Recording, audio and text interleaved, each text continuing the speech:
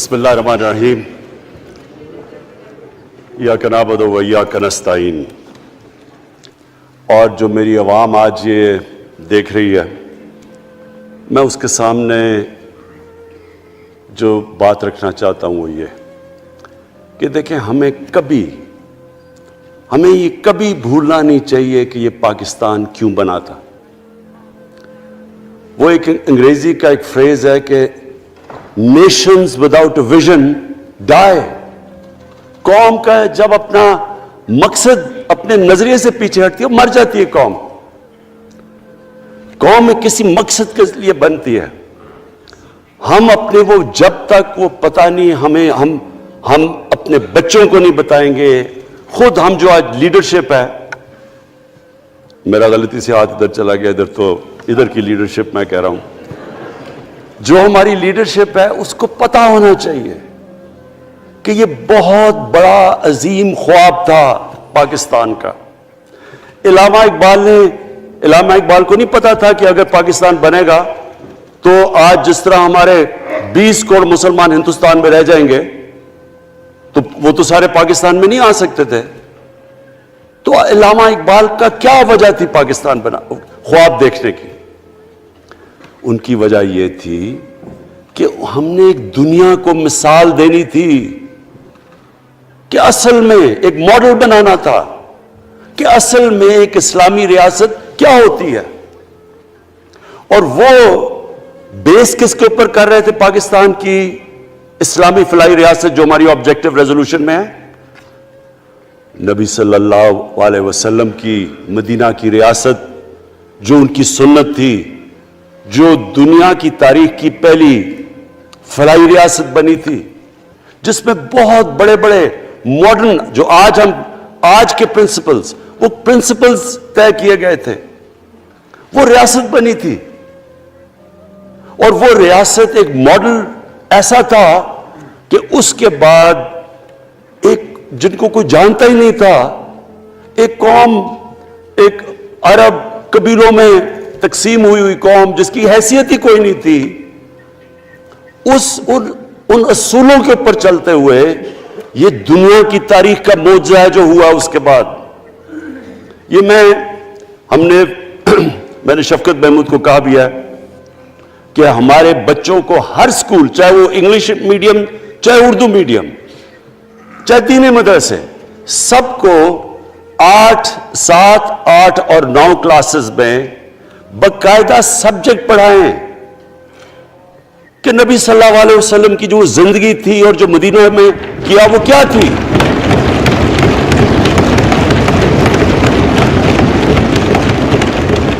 ताकि उनको पता चले कि इस मुल्क का मकसद क्या था। बड़े लोग जो पाकिस्तान नहीं चाहते थे वो क्या कहते थे? वो कहते थे कि पाकिस्तान तो बन गया तो आपने तबाह, जो मुसलमान हिंदुस्तान में रह गए उनको आपने सेकंड क्लास सिटीजन बना के छोड़ दिया।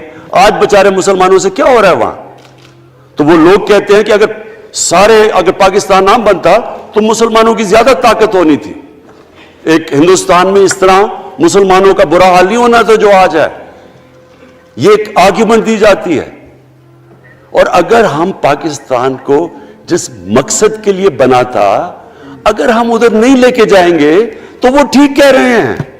ये तो नहीं था कि वहां टाटा बिरला थे जो अरबोपति और यहां ये शरीफ और जरदारी अरबोपति बन जाए, इसलिए तो नहीं पाकिस्तान बना था। ये बड़ी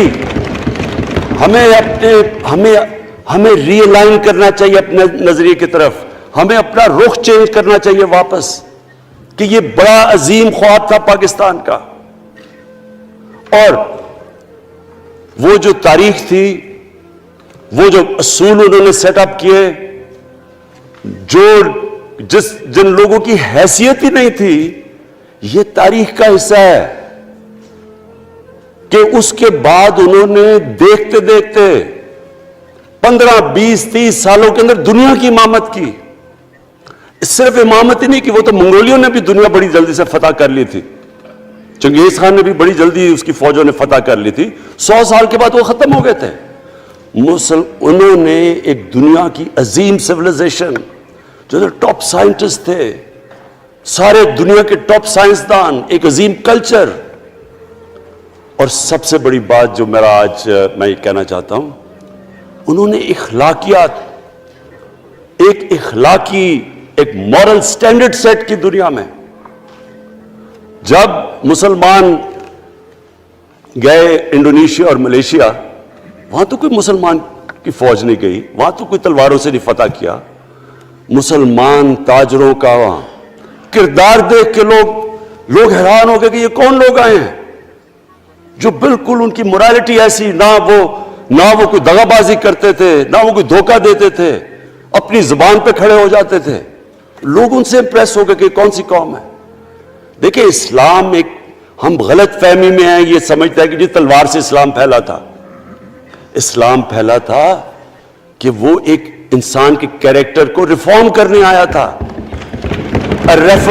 ہم جب اللہ سے مانگتے ہیں، ہم نماز میں ایک ہی چیز مانگتے ہیں کہ اللہ ان کے راستے پہ لگا جن کے تو نے نعمتیں بخشی، ان کے نہیں جو غلط تباہی کے راستے پہ چلے گئے. صرف نماز میں ہم یہ چیز مانگتے ہیں، ہر روز ہم پڑھ کے یہ مانگتے ہیں. یہ دو راستے ہیں، ایک ہے تباہی کا راستہ، ایک ہے عظمت کا راستہ.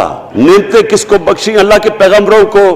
اور جو دنیا کا سب سے عظیم انسان، جو دنیا کا سب سے عظیم لیڈر، جس کو اللہ نے سب سے زیادہ نعمتیں بخشی، ہمارے نبی صلی اللہ علیہ وسلم. نہ کبھی اس طرح کا انسان آیا ہے، نہ کبھی آ سکتا ہے. تو ہمیں راستہ بتایا کہ ایک ان کا راستہ ہے اور ایک دوسرا راستہ ہے، تباہی کا راستہ ہے. اور وہ جو ان کے راستے پہ چلتا گیا وہ ایک عظیم انسان بنتا گیا. ایک کتاب ہے، میں اپنے لوگوں کو ریکمینڈ بھی کرتا ہوں کہ دی عرب کانکویسٹ، وہ پڑھنے والی کتاب ہے. اس میں بتاتے ہیں کہ جب مسلمان ایک دم دیکھتے دیکھتے دنیا میں پھیل گئے تو کوئی ایک آدمی نہیں تھا. ایک تو بڑے عظیم سپہ سالار تھا خالد بن ولید، لیکن وہ جو بھی بنتا تھا وہ جنرل عظیم بن جاتا تھا. وہ اس کتاب کے اندر لکھی انگریز نے ہے. وہ کہتے ہیں اس کی کوئی ایکسپلینیشن نہیں ہے کہ یہ کیسے ساری دنیا پہ چھا گئے. نہ ان کے پاس کوئی لیٹسٹ ویپنز تھے، ایک طرف رومنز تھے، دوسری طرف پرشینز تھے، وہ تو سپر پاورز تھے، ہتھیار تو ان کے پاس تھے. نہ ان کے پاس ہتھیار، نمبرز میں بھی وہ زیادہ تھے، ان کی فوجیں بھی زیادہ تھیں، لیکن وہ ساری دنیا پہ پھیل گئے اور ایک ایسا سویلائزیشن بنا کہ زیادہ تر تو مسلمان نہیں تھے، وہ بھی ان کو مانتے تھے، کیونکہ ان کی اخلاقیات، ان کا عدل اور انصاف کا نظام، ان کا کیریکٹر، اس کی وجہ سے لوگ آئے ہیں. یہاں جو ہندوستان میں اسلام پھیلا ہے، یہ ہمارے جو بڑے بڑے بزرگ تھے، داتا صاحب، بلے شاہ، نظام الدین اولیاء اور بابا فرید، یہ لوگ تھے. ان کو لوگ دیکھ کے، ان کے کردار سے، ان کے انٹلیکٹ، انسانیت سے لوگ مسلمان ہوئے. تو ہم آج، میں جو یہ سینٹ الیکشن ہوا ہے، میں اپنی قوم کو یہاں، یعنی مجھے شرمندگی ہوتی ہے اسپیکر صاحب کہ ہم وہ خواب اور کدھر بکرا منڈی بنی ہوئی ہے ایک لوگوں کو خریدنے کے لیے سب کے سامنے. یعنی ہمیں ایک مہینے سے پتا تھا کہ پیسہ جمع کیا جا رہا ہے اس سینٹ الیکشن میں. اور مجھے حیرت ہوئی کہ الیکشن کمیشن کہتا ہے کہ جی یہ تو پتہ نہیں کوئی ہم آزاد انسٹیٹیوشن ہے یا میں ان کی کوئی آزادی کے اوپر لے رہا تھا، یا جی بڑا زبردست الیکشن. اچھا کہتے جی بڑا اچھا الیکشن کروایا. یہ مجھے اور اس سے تو مجھے اور صدمہ ہوا ہے کہ اگر یہ الیکشن اچھا آپ نے کروایا ہے تو پتہ نہیں برا الیکشن کیا ہوتا ہے.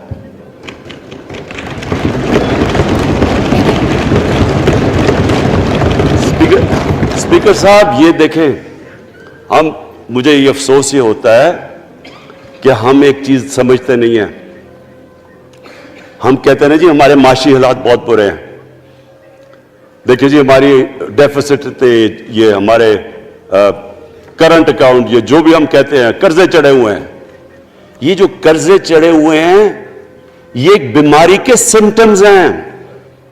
بیماری کچھ اور ہے. اخلاقی طور پہ ہماری قوم کو تباہ کیا ہے. پھر معاشی تباہی آتی ہے. آج مجھے ایک ملک کا بتا دیں جس کی اخلاقیات اوپر ہو, جن کے مورل سٹینڈرڈز اوپر ہوں اور وہ غریب ہو. ایک ملک مجھے بتا دیں, اور کوئی ملک مجھے بتا دیں جتنا مرضی پیسہ ہو, وسائل ہو, سب کچھ ہو, لیکن وہاں کی بھی جو لیڈرشپ کرپٹ ہو, وہ مجھے بتا دیں کہ اس میں خوشحالی ہو. دیکھیں یہ ساتھ ساتھ جاتا ہے. اس وقت کیا ہوا تھا مدینہ کی ریاست میں؟ کیا انہیں کوئی سونا تیل مل گیا تھا؟ کیا ہوا تھا؟ کہ ان کے پاس کوئی پیسے آ گئے تھے؟ کیسے وہ اوپر اٹھ گئے تھے؟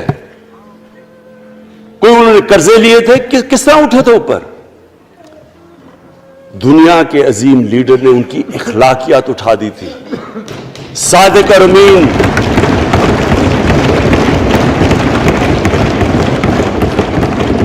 ایک قوم, انہوں نے ہمیں بتایا, ہمیں قرآن میں اللہ حکم کرتا ہے کہ ان کی سنت پہ چلو. اللہ جب ہمیں کہتا ہے ان کی سنت پہ چلو, کیا ہم اللہ کو کوئی فائدہ پہنچا سکتے ہیں؟ ہماری بہتری کے لیے کہتا ہے.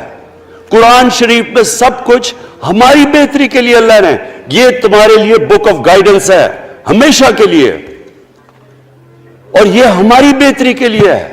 تو وہ جب ہمیں کہتا ہے کہ نبی صلی اللہ علیہ وسلم کے راستے پہ چلو, وہ ہماری بہتری کے لیے کہتا ہے. اور میں, جس نے اس عمر میں ساری دنیا دیکھ لیا ہے, اسپیکر صاحب میں آپ کو بتاؤں, مجھے تکلیف ہوتی ہے دیکھ کے.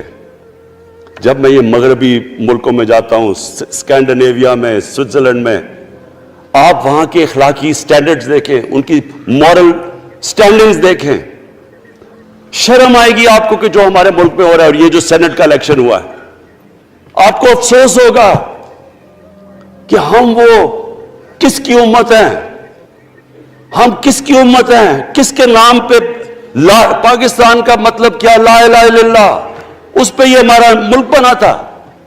اور آج دیکھیں ایک کرپٹ آدمی, دنیا میں ثابت کیا ہوا کرپٹ آدمی آصف زرداری, دنیا میں اس کے اوپر لکھا ہوا کہ مسٹر 10%, مضمون لکھے ہوئے ہیں, فلمیں بنی ہوئی ہیں اس کے اوپر. اور اس ملک میں لوگ کہیں جی ایک زرداری سب پہ بھاری, کیا کہ وہ رشوت دیتا تھا اس لیے سب پہ بھاری ہو گیا؟ کیا یہ ہمارا ملک؟ دوسری طرف دیکھیں, دوسری طرف یہاں بیٹھے ہوئے ہمارا لیڈر نواز شریف. اور نواز شریف ایک ڈاکو, ملک کو 30 سال سے لوٹ کے ملک سے باہر بھاگا ہوا ہے, جھوٹ بول کے باہر بھاگا ہوا ہے. سارے ملک کے سامنے ہمیں کیبنٹ میں ہم نے 6 گھنٹے میں بتایا جی اس کو یہ بھی بیماری ہے, اس کو یہ بھی بیماری ہے, اس کو یہ بھی بیماری ہے, وہ شاید وہ جہاز پہ بھی نہ چڑھ سکے, وہ شاید مر جائے گا. شیرین کے آنسو آ گئے کیبنٹ میں, اور شیرین کے آنسو آنے آسان کام نہیں ہے اسپیکر صاحب. تو ہم نے اس کو وہاں, جیسے وہ جہاز پہ چڑھا, جیسے وہاں گیا, وہ ایک دم ہی تبدیل. اور آج وہاں جا کے تقریریں کر رہا ہے, وہاں بیٹھ کے اسکیمیں کر رہا ہے, وہاں بیٹھ کے پلاننگ کر کے جی اسے اتنا پیسہ دو, ادھر پیسہ کھلاؤ. ساری ان کی ایک کوشش ہے, جب سے ہم 2.5 سال سے حکومت آئی ہے, یہ سارے بڑے بڑے ڈاکو اکٹھے ہو کے یہ سمجھ رہے ہیں کہ عمران خان کو کرسی کا اتنا شوق ہے کہ اس کے اوپر اتنا پریشر ڈالو کہ یہ جی ہمیں جس طرح جنرل مشرف نے NRO دیا تھا یہ بھی دے دے گا. جنرل مشرف, فوج اس کے نیچے, عدلیہ اس کے کنٹرول میں ساری. میں کیونکہ میں ادھر ممبر پارلیمنٹ تھا, اپوزیشن نہ ہونے کے برابر. جو اپوزیشن کے اندر جو مین آدمی تھا فضل الرحمان, وہ اس کے ساتھ ملا ہوا تھا, وہ 2 نمبر ہمیشہ سے تھا, رائٹ. اور وہ آدمی جس کے پیچھے امریکہ ان کی جنگ لڑ رہا تھا, سب کچھ, وہ ان کے پریشر میں آ کے ان دونوں کو NRO دیا. اور اتنا بڑا اس ملک کے اوپر اس نے جرم کیا ہے. ان دونوں نے آ کے NRO لے کے دونوں ہاتھوں سے ملک لوٹا. اس کے بعد دونوں نے اس ملک کے اوپر 4 گنا زیادہ قرضہ چڑھایا. اسپیکر صاحب, 6,000 ارب سے ہمارا قرضہ جو ٹوٹل لائبلٹیز 30,000 ارب پہ پہنچا دی. آج ہمارے اوپر کیا مسئلہ ہے؟ ہمیں یہ قرضوں کی قسطیں دیتے ہوئے بیچارے لوگوں کے اوپر بوجھ ڈالنا پڑتا ہے. یہ جو مہنگائی ہے اس کے بعد میں بعد میں بات کرتا ہوں، لیکن میں پہلے یہ بات کمپلیٹ کر لوں کہ دیکھیں اسپیکر صاحب، میں یہ 2.5 سال سے تماشے دیکھ رہا ہوں. یہاں پہلے دن پرائم منسٹر بن کے پرائم منسٹر تقریر کرنے جا رہا ہے، کھڑے ہو کے تقریر نہیں کرنے دی. کیوں تقریر نہیں کرنے دی؟ کیونکہ ان کو پہلے دن سے ڈر تھا کہ یہ ہمارے جو کرپشن کے کیسز یہ معاف نہیں کرے گا. کرپشن کے کیسز ہم نے نہیں بنائے تھے اسپیکر صاحب، یہ سارے ان کے دور کے کیسز بنے ہوئے ان کے اوپر. آپس میں تو ان کا مکمکا تھا، اپنا نیب کا چیئرمین آپس میں مل کے کیسز ان کے بند کر رہا ہے. عدلیہ اس وقت کی عدلیہ وہ ان کے ہاتھ میں تھی، ان کو تو مسئلہ ہی کوئی نہیں تھا. وہاں $60 ملین آصف زرداری کا سوئٹزرلینڈ میں پڑا ہوا ہے. وہ جج کہہ رہا ہے کہ واپس لے کے آؤ. وہ یوسف رضا گیلانی جو یہاں سے سینیٹر بنا ہے، وہ پاکستان کا $60 ملین پڑا ہوا ہے سوئٹزرلینڈ میں. وہ جج کہہ رہا ہے کہ واپس لے کے آؤ. وہ کہتے نہیں جی میں نہیں خط لکھتا. بھئی آپ کے باپ کا پیسہ تھا، پاکستانی قوم کا پیسہ تھا. اس کے اوپر وہ ڈسکوالیفائی ہو جاتا ہے. وہ ایسے پھر ہے جس طرح نیلسن منڈیلا کہیں ڈسکوالیفائی ہو گیا. اسپیکر صاحب میں یہ چیزیں آپ کو اس لیے بتا رہا ہوں، میں تو ان کو 30 سال سے جانتا ہوں. دیکھیں جب تک ہم اس ملک میں اپنی اخلاقیات ٹھیک نہیں کریں گے، مورل سٹینڈرڈز ٹھیک نہیں کریں گے، جب اس طرح کے الیکشن ہوں گے کہ کھل کے پیسہ چل رہا ہے اور ہم کہیں گے نہیں جی وہ پٹواری کیوں پیسے لیتا ہے، تو وہ تھانے دار کیوں پیسے لیتا ہے، وہ سرکاری نوکر، وہ تو بیچارہ جو نچلا طبقہ ہے وہ تو واقعی جس طرح شیخ رشید نے کہا ہے مہنگائی جو بڑی ہے بیچارے لوگوں کی تنخواہ میں گزارا نہیں ہو رہا. ان کو ہم کہہ رہے ہیں کہ آپ بالکل ایماندار بنے. اور یہ جن کا اتنا ان کے پاس پیسہ ہے اسپیکر صاحب، میں آپ کو یقین سے کہتا ہوں ان کو خود نہیں پتا کہ ان کا کتنا پیسہ باہر پڑا ہے. اتنا 30 سال سے چوری کر رہے ہیں یہ پیسہ، اور 30 سال سے پیسہ چوری کر کے اب ان کی کوشش یہ ہے کہ عمران خان کے اوپر پریشر ڈالو سارے چور مل کے کہ جی کبھی ہم گورنمنٹ گرا دیں گے، کبھی ہم وہ نکلاتے ہیں. آپ سوچیں فیٹف کے اوپر، اب فیٹف ہماری وجہ سے تو نہیں فیٹف پہ ہم گرے لسٹ میں آئے، یہ تو نون لیگ کے دور میں گرے لسٹ میں آئے ہیں. اب اگر فیٹف کی بلیک لسٹ میں پاکستان جاتا ہے تو یہاں سب کو پتا ہے کہ سینکشنز لگ جائیں گی.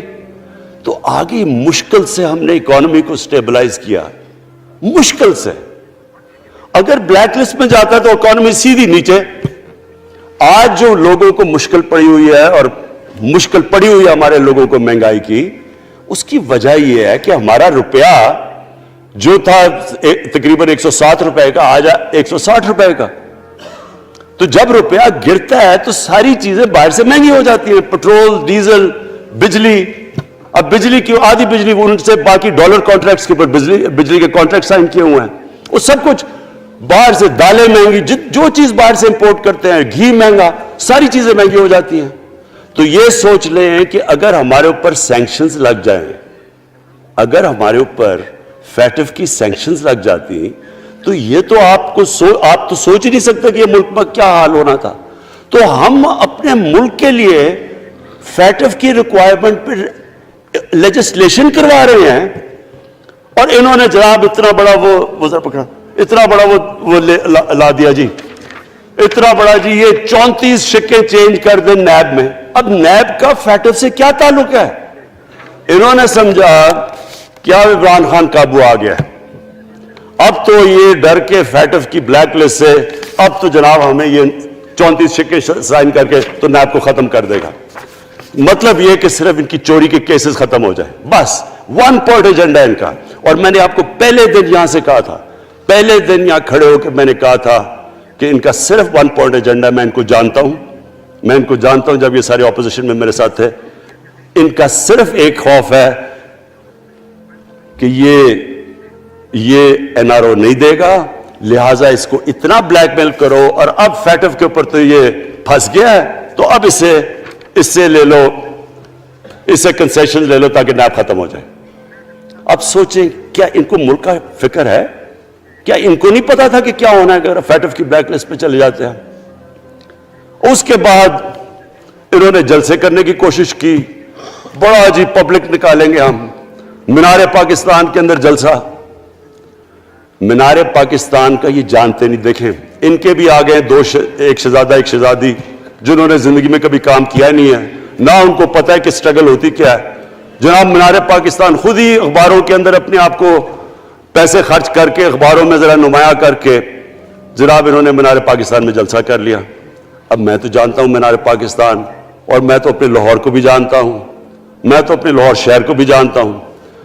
वो लाहौर शहर मुल्क का कोई पैसा चोरी किया हो उसके खिलाफ तो निकलेगा, लेकिन बड़े बड़े डाकू अगर वो समझ रहे हैं कि अपनी चोरी बचाने के लिए लाहौर शहर को निकालेंगे, तो वही हुआ जो इनके साथ मीनार पाकिस्तान में हुआ। अब आके जो डॉक्टर फहमीदा मिर्जा ने बड़ा अच्छा आपको एक्सप्लेन किया। उन्होंने बताया कि ये क्यों जरूरी था ओपन बैलेट। उन्होंने बताया कि इलेक्शन कमीशन की तो रिक्वायरमेंट है कि ऑनेस्ट हो, फ्री और फेयर इलेक्शन हो। तो इन्होंने 2008 में चार्टर ऑफ डेमोक्रेसी में कहा हुआ कि जी ओपन बैलेट होनी चाहिए, दोनों पार्टीज ने। और उसके बाद एकदम वहां से दोनों सब उधर से भाग के और कहते नहीं जी खुफिया बैलेट होनी चाहिए। मैंने तब कह दिया कि खुफिया बैलेट का एक मकसद था, सारे मिलकर कोशिश करेंगे कि हफीज शेख को हराएं, और वो जो आदमी जीता है पाकिस्तान का करप्ट तरीन आदमी।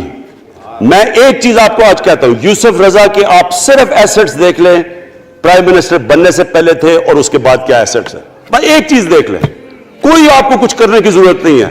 आपको पता चलेगा इन्होंने इसने क्या किया अपने जमाने में। तो उसको ला के यहां बैठा के तो जनाब इन्होंने सारा पैसा लगा के, और हमें सब पता था क्या हो रहा है, और उसको जाके जनाब इन्होंने हरवा दिया हफीज शेख को। अब क्या पैगाम गया सारे मुल्क में इसका? मैंने क्यों ये आज वोट ऑफ कॉन्फिडेंस लिया, इसका क्या पैगाम गया दुनिया में? सारे लोगों के सामने ओपन हॉर्स ट्रेडिंग, लोगों को रातों को कॉल कर रहे हैं, या मैं तो खास दाद देना चाहता हूं, मेरे मेंबर्स बैठे हैं, ख्वातीन बैठी हैं जिनको कॉलें गई हैं रात कि जी 2 करोड़ से रेट शुरू होगा, हम आपको आगे पैसे देंगे। इनको सारों को पैसे ऑफर कर रहे हैं। और फिर अगर मैं सिर्फ इलेक्शन कमीशन को एक चीज कहना चाहता हूं, आप मेहरबानी करें पाकिस्तान की एजेंसी से सिर्फ एक सीक्रेट ब्रीफिंग लें, आप इनको अंदाजा होगा कितना पैसा चला इस इलेक्शन के अंदर, पता चलवाएं क्या हुआ इस इलेक्शन में, ताकि आप इस तरह की स्टेटमेंट ना दें कि जी हमारी कोई आजादी खत्म कर रही है। मैं आपकी आजादी खत्म कर रहा हूं ये कह के आपके कि ये जो इलेक्शन में हुआ है। स्पीकर साहब, मैं आज इस ओकेजन के ऊपर, क्योंकि मुझे इस पे काफी, मैं 2.5 साल ये बड़ी चीजें बर्दाश्त करता रहा हूं, और मैं इसलिए सब्र से करता रहा हूं क्योंकि मुल्क इतना हमारा मुश्किल में है। जो हमें टाइम मिला जब मेरी गवर्नमेंट आई, मैं आपको यकीन से कहता हूं कि सारी ज़िंदगी मेरी तो स्ट्रगल में गुजरी। जो भी आप इंसान किसी चीज़ में कम्पीट करता है, अगर आपने मुल्क में अपने सबसे टॉप 11 खिलाड़ियों में पहुंचना है तो एक बहुत सारे मुल्क में मुकाबला करके आप वहाँ पहुँचे, उसमें बड़ी स्ट्रगल होती है, ऊंच नीच होती है बड़ी। और फिर अगर आपको दुनिया के लेवल पे आपको अपना, अगर आपको मनवाना है, उसकी और एक स्ट्रगल होती है। और मेरी उससे ज्यादा बड़ी स्ट्रगल थी कि एक आदमी जाके हॉस्पिटल बनाने की कोशिश करे, और वो भी कैंसर हॉस्पिटल। तो एक वो बहुत बड़ी स्ट्रगल थी। फिर पॉलिटिक्स में लंबी स्ट्रगल रही है। अकेला थोड़ा से लोगों के साथ शुरू हुआ था, और स्ट्रगल करके 14-15 साल तो मजाक उड़ता था मेरा, सारे हंसते थे जब नाम सुनते थे मेरा। तो एक स्ट्रगल करके यहां पहुंचा हूं। जो ये 2.5 साल में स्पीकर साहब मैंने स्ट्रगल की है, ये मेरी जिंदगी की सबसे मुश्किल स्ट्रगल थी। और क्यों मुश्किल थी? क्योंकि जो ये 10 साल में, मैं इसको डेकेड ऑफ डार्कनेस कहता हूं, एक एक इन्होंने इदारा तबाह किया। सिर्फ 10 साल पहले इदारों के हाल देख लें, कोई उदार उठा लें, पीआई ले लें, रेलवे लें, स्टील मिल 8 अरब रुपए का प्रॉफिट लेके बैठी हुई थी। 8 अरब रुपया स्टील मिल में प्रॉफिट था जब तक कि जरदारी ने हाथ नहीं मारा उसको। اپنا وہ ریاض لال جی فرنٹ مین رکھ کے ہمارے سامنے میرے پاس آئے لوگ چیمبر والے, انہوں نے کہا جی یہ سٹیل مل سستی بلٹس اس کو بھیجا, اس کے تھرو پیسے دے رہا ہے. وہ سٹیل مل آج بند پڑی ہے. ایک ایک ادارہ انہوں نے تباہ کیا, بھرتیاں کی لوگوں کی. وہ ادارے اتنے بڑے بڑے ہو گئے ہیں کہ وہاں پینشن ہی اتنی آ گئی ہے کہ کچھ بچتا نہیں ہے سیلریز اور پینشن کے بعد کے ادارے کو ٹھیک کر سکے. ایک ایک ادارہ تباہ کیا. ملک کا سب سے بڑا جو کرنٹ اکاؤنٹ ڈیفیسٹ جس کے اوپر سارا پریشر پڑتا ہے, اگر آپ کا کرنٹ اکاؤنٹ یعنی کہ ڈالر زیادہ ملک سے باہر جا رہے ہیں اور کم اندر آ رہے ہیں تو پریشر روپے پہ پڑتا ہے, وہ گر جاتا ہے. تو وہ میں آپ کو بتا دوں, جب روپیہ گرتا ہے تو غربت پھیل جاتی ہے ملک میں. تو سب سے بڑا current account deficit, fiscal deficits جو کہ آپ کی آمدنی اور خرچے وہ بڑا ڈیفیسٹ. سارے ادارے خسارے میں. پاور کانٹریکٹس جو انہوں نے سائن کیے اسپیکر صاحب, یہ عمر ایوب آپ کو بتائے گا, وہ یعنی ایسے لگ رہا تھا کہ کسی دشمن نے آ کے ایک ملک کو نقصان پہنچانے کے لیے پاور کانٹریکٹ سائن کیے. ان کے اندر وہی پاور پروجیکٹس آپ کہیں اور دیکھ لیں کسی اور ملک میں, بلکہ اپنے ملک میں دیکھ لیں اور وہ دیکھیں کہ انہوں نے کس پیسے بنائے, وہ کس پیسے پہ. گیس کا کانٹریکٹ سائن کیا ہم نے آ کے اسی ملک سے 30% کم پیسے پہ گیس کا کانٹریکٹ سائن کیا, ان کا ہی کانٹریکٹ چینج کیا. ساری گورنمنٹ جب اوپر سے پرائم منسٹر لگا ہوا پیسے بنانے. پرائم منسٹر ایک نوکری کر رہا ہے کس کے لیے, ایک دبئی کی کمپنی کے لیے. کبھی دنیا میں سنا ہے اس طرح, کبھی یہ مذاق سنا ہے جی کہ ملک کا پرائم منسٹر کسی دنیا کو دبئی کی کمپنی کے اندر نوکری کر رہا ہے. ادھر سے یہاں ڈیفنس منسٹر ان کا, فورن منسٹر, وہ دبئی کی کمپنی سے نوکری کر رہا ہے. اور وہ ایک انٹیریئر منسٹر, وہ کوئی سنا ہے سنتری بنا ہوا تھا کسی سعودی عربیہ کی کمپنی میں, مجھے نہیں پتا. کبھی یہ سنا ہے یہ ملک سے کسی ملک سے ایسا مذاق ہوا ہے؟ یہ سارے طریقے تھے اس ملک سے پیسہ منی لانڈر کر کے باہر لے جانا. آج مجھے یہ بتائیں, میں یہ جو سارے ہماری جو اپوزیشن ہے, میں ان سے سوچتا ہوں, میں کئی دفعہ ان کی شکلیں دیکھ کے پوچھتا ہوں ان سے کہ کیا آپ واقعی سمجھتے ہیں کہ آپ دونوں کے لیڈر ایماندار ہیں؟ کیا یہ واقعی سمجھتے ہیں کہ ان کی جو یہ دولتیں بڑی ہیں یہ ایمانداری سے بنی ہیں؟ یعنی کیا ان کو کوئی ملک کی فکر نہیں ہے کہ یہاں کا پیسہ, کہ ان کے بیٹے ہیں, میں ذرا یہ بتائیں, 3 دفعہ ملک کا پرائم منسٹر, اس کے دونوں بیٹے باہر بیٹھے ہوئے ہیں. میں لندن کو جانتا ہوں اسپیکر صاحب, وہ اربوں روپے کی پراپرٹی ہے, وہاں کے بڑے بڑے رئیس ان ایریاز میں نہیں رہ سکتے جدھر ان کے 2 بیٹے رہ رہے ہیں. ملک سے بھاگ گئے جی, ہم پاکستانی شہری نہیں ہیں. کیوں پاکستانی شہری نہیں؟ کیونکہ آپ بتا ہی نہیں سکتے کہ وہ پیسہ کدھر سے آیا جو انہوں نے اتنی بڑی پراپرٹیز لی ہوئی ہیں. اور یہ کچھ نہیں ہے جو انہوں نے بنامی پراپرٹیز لی ہوئی ہیں. کسی کو اندازہ ہی نہیں ہے ان کا کتنا پیسہ باہر پڑا ہے. زرداری کے پاس کیا تھا پہلے, اس کی جو باہر پراپرٹیز ہے. تو کیا ان لوگوں کو نہیں پتا کہ اس ملک کا پیسہ چوری کر کے یہ باہر لے کے جا رہے ہیں اور یہ پھر بھی ان کی سپورٹ کر رہے ہیں؟ اور یہ جو سینٹ کا الیکشن, کیا انہیں نہیں پتا کہ بڑا جی عقل مند پولیٹیشن ہے زرداری, لوگوں کو رشوت دے کے ان کو خرید رہا ہے.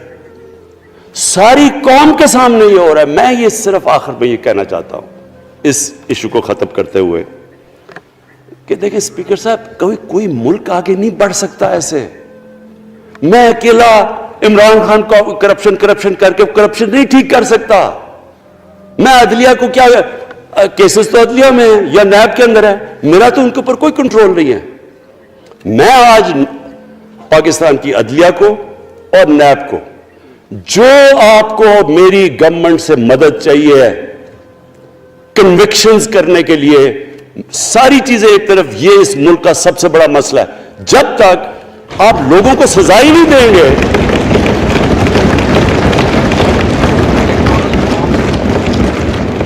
جب تک لوگوں کو سزا ہی نہیں ملیں گی. دیکھیں جی, کسی معاشرے میں جب سزا اور جزا ہی نہیں ہے, صرف غریب آدمی جیل میں جائے, طاقتور جلسے کرنے شروع ہو جائے کہ جی مجھے این آر او دو, وہ نیب کے عدالت سے نکلتے ہیں پھول پھینک رہے ہیں ان کے اوپر. اربوں روپے کی چوری کی ہوئی ہے انہوں نے. وہ تو اسپیکر صاحب میں ایک معاشرہ کرپشن کے خلاف لڑتا ہے. آپ جتنے مرضی قانون بنا دیں وہ کرپشن کے خلاف وہ کرپشن نہیں ختم کر سکتے. معاشرہ فیصلہ کرتا ہے کہ ہم نے اس ملک میں کرپشن نہیں ہونے دینی. معاشرے کی اخلاقیات ایسی ہونی چاہیے کہ جو کرپٹ آدمی ہو وہ کبھی اس کی شکل نہ دکھا سکے پبلک کے اندر. جو میڈیا کا رول ہے, میں اپنے میڈیا والوں کو بھی کہنا چاہتا ہوں, جو اسحاق ڈار سے کیا تھا ہارڈ ٹاک میں اسٹیون سیکر نے, وہ ہر جگہ یہ ہوگا. آپ جب بھی کسی بھی مغربی معاشرے میں کسی نے پبلک کا پیسہ چوری کیا, اس کی ضرورت نہیں ہوگی ٹی وی پہ جانے کے لیے. میں نے تو وہاں دیکھا ہوا ہے, بڑے بڑے نام, ایک دھبا لگتا ہے آپ کے اوپر کرپشن کا کیس, آپ سارے میڈیا سے باہر ہو جاتے ہیں. یہاں ہر روز شام کو بیٹھ کے اربوں روپے کی کرپشن کی ہوئی ہے, ان کو کسی نے قتل کیے ہوئے ہیں, اور آرام سے بیٹھ کے جراوہ میں لیکچر دے رہے ہوتے ہیں. اسپیکر صاحب, معاشرہ لڑتا ہے, اس کے اندر ہمیں سب کو مل کے اپنے ملک کو اگر بچانا ہے, معاشی طور پہ بھی بچانا ہے, پہلے ہمیں اپنے اخلاقی سٹینڈرڈز ٹھیک کرنے پڑیں گے. سارے ملک کو مل کے لڑنا پڑے گا. اگر ہم نے اپنے بچوں کے مستقبل کو بچانا ہے, اپنی آنے والی جنریشنز کو بچانا ہے, اس ملک کو ایک عظیم ملک بنانا ہے, تو وہ شروع ہوگا جب ہم مدینہ کے ریاست کے سب سے بڑے اصول عدل اور انصاف, کیونکہ انصاف اور عدل جب ایک معاشرے میں آ جاتا ہے, جب ایک معاشرہ کھڑا ہو جاتا ہے میریٹوکریسی کے اوپر, جب ایک معاشرے میں صرف ایک جو کرپٹ جتنا مرضی طاقتور ہو وہ جیل میں جاتا ہے اور عام آدمی اوپر آ سکتے ہیں, وہ معاشرہ تب آگے بڑھتا ہے. تو میں صرف اس کے اوپر یہ کہنا چاہتا ہوں کہ مجھے ساری قوم کی اس میں مدد کی ضرورت ہے. میں اپنی ساری زندگی کوشش کر چکا ہوں اور کرتا رہوں گا. میں تو اپنی پارٹی کو یہ بھی کہا تھا کہ اگر میری پارٹی ساری بھی چھوڑ دے, میں اکیلا بھی ان کے خلاف لڑتا رہوں گا. میں تو کبھی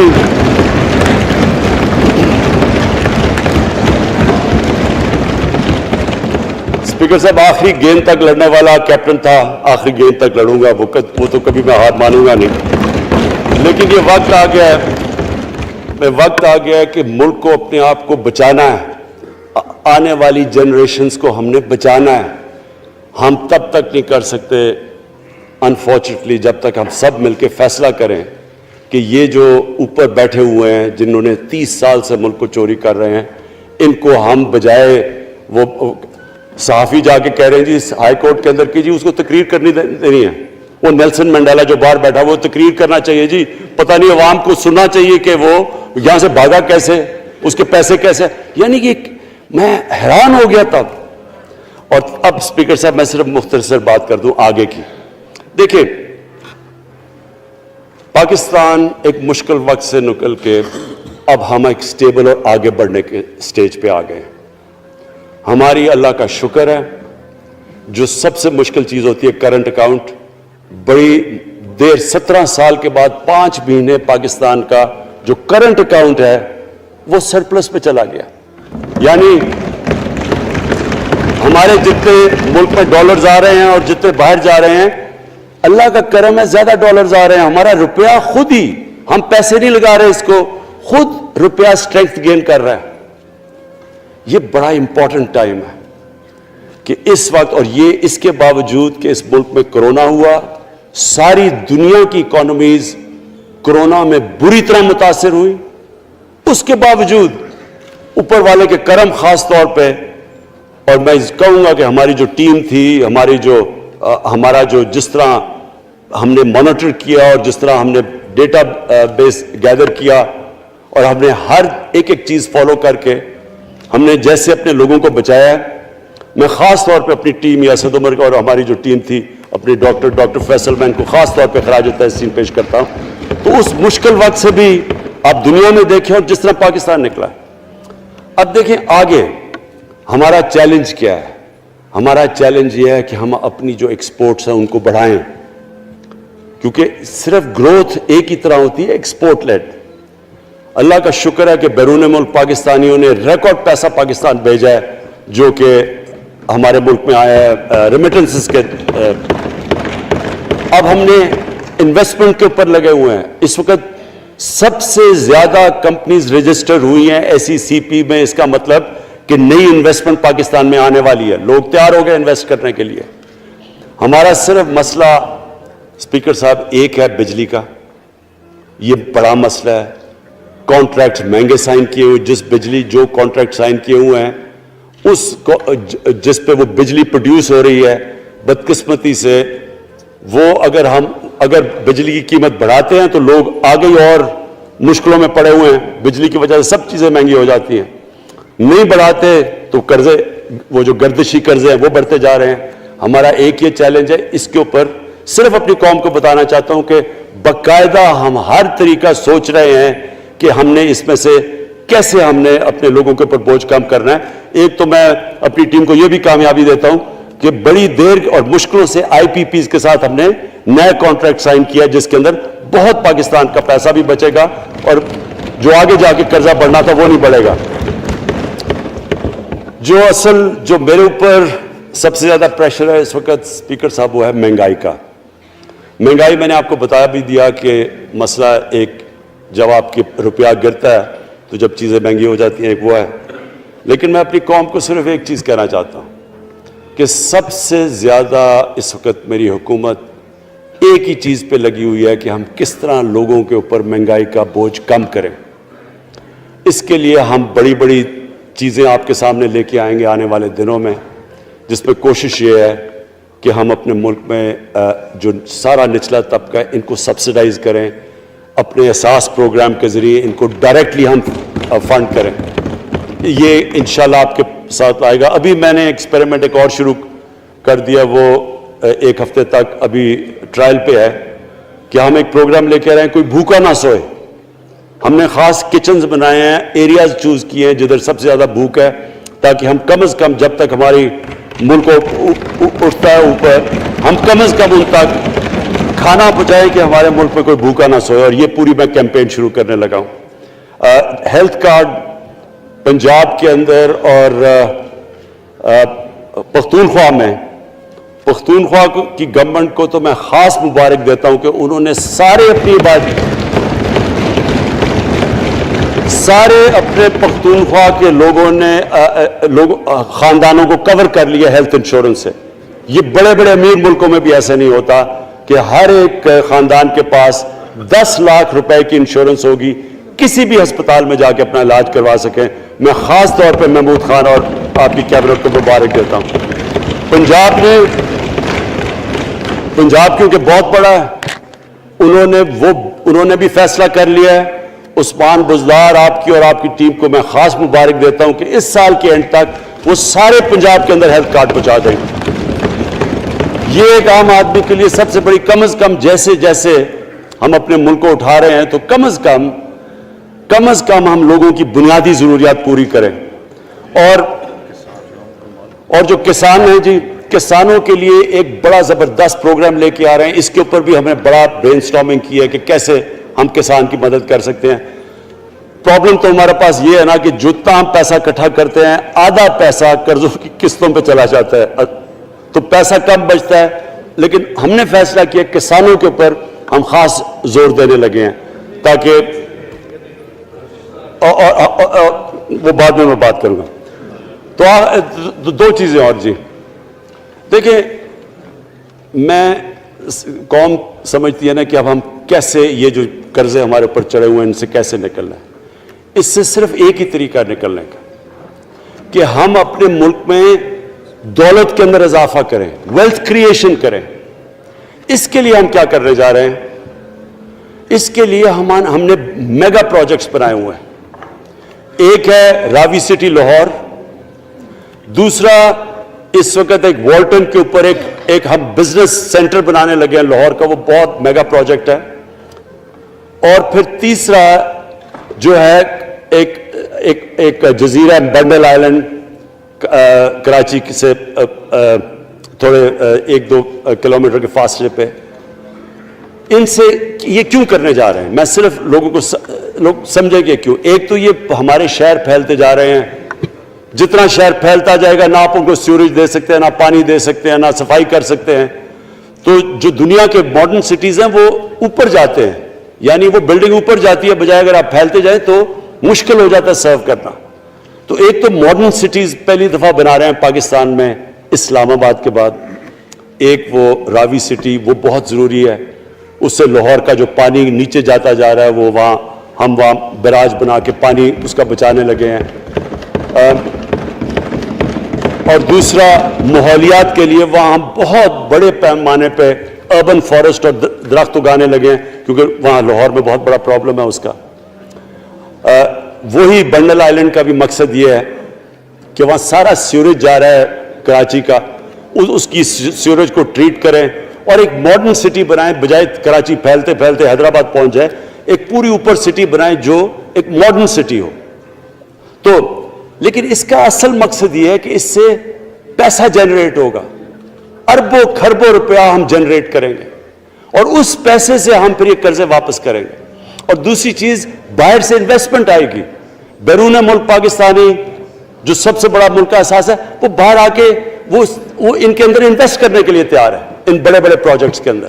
اور جیسے فورن ایکسچینج آئے گا ہمارے ریزروز بڑے ہوں گے، ہمارا روپیہ سٹیبل ہوگا اور اس سے جو ویلتھ کریشن ہوگی اس سے ہم پھر اپنے قرضے واپس کریں گے. اس کے علاوہ 50 سال کے بعد 2 بڑی ڈیمز بن رہی ہیں.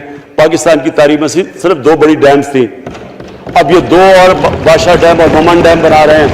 لیکن مجھے جو آخر میں بات کہنی ہے اسپیکر صاحب وہ یہ کہ پاکستان کو آگے بڑھنے سے کوئی نہیں روک سکتا انشاءاللہ.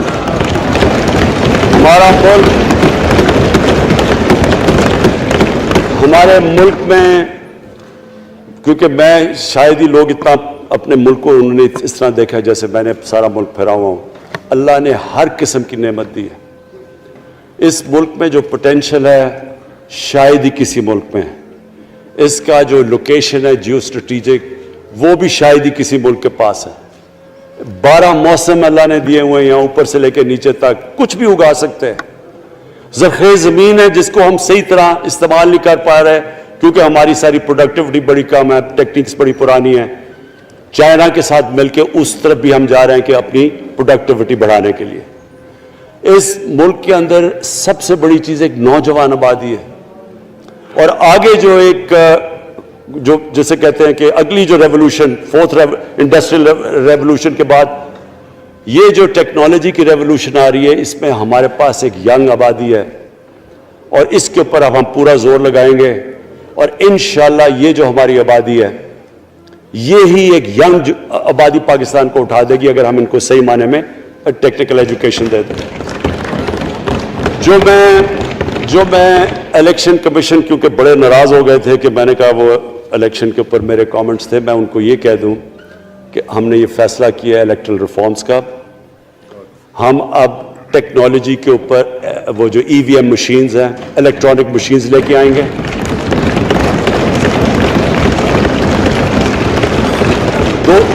دو چیزیں کر رہے ہیں. اوورسیز پاکستانیز کے لیے آپ پورے لگے ہوئے ہیں کہ اوورسیز پاکستانیز بھی ووٹ ڈال سکیں، اور دوسری چیز الیکٹرانک مشینز لے کے آ رہے ہیں. اور کیونکہ یہ الیکٹرانک مشینز کے بغیر ہمیں الیکشنز نہیں کرنے چاہیے، نہیں تو جو ہارتا ہے وہ کہتا جی داندھی ہو گئی. ہم نے اس طرح کا سسٹم لے کے آ رہے ہیں کہ امریکہ کے اندر جب ڈونلڈ ٹرمپ نے کہا کہ الیکشن میں دھاندلی ہوئی ہے، سارے انہوں نے جب الیکشن کھولا تو ایک بھی وہ نہیں ثابت کر سکے دھاندلی ہوئی، کیونکہ الیکٹرانک مشینز تھی، ان کے پاس وہ سسٹم تھا. انشاءاللہ وہ سسٹم لے کے آ رہے ہیں تاکہ ہمیشہ کے لیے آگے سے یہ چیز ختم ہو جائے کہ جو ہارا تھا وہ ہار مانے گا، جو جیتے گا وہ جیت. جس طرح کہ انشاءاللہ ہماری حکومت کرے گی، جس طرح کہ ایز کیپٹن پاکستان دنیا کی کرکٹ کی تاریخ میں پہلی دفعہ نیوٹرل امپائرز میں لے کے آیا تھا. بہت بہت شکریہ.